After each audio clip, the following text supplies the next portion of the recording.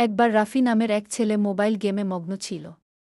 নামাজের সময় হলেও সে খেলা ছাড়তে চাইছিল না। আম্মু, রাফি, আজান হয়ে গেছে বাবা। এখন নামাজের সময়।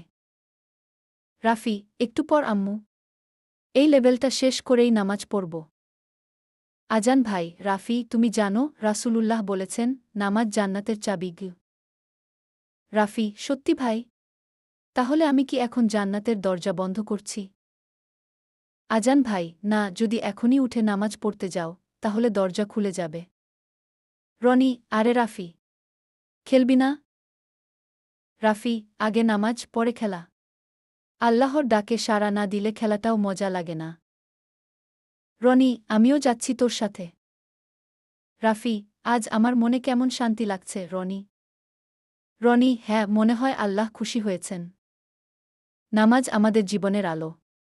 ছোট কাজের মাধ্যমেও আমরা আল্লাহর সন্তুষ্টি অর্জন করতে পারি এবং বন্ধুদের ভালো কাজে উৎসাহিত করতে পারি।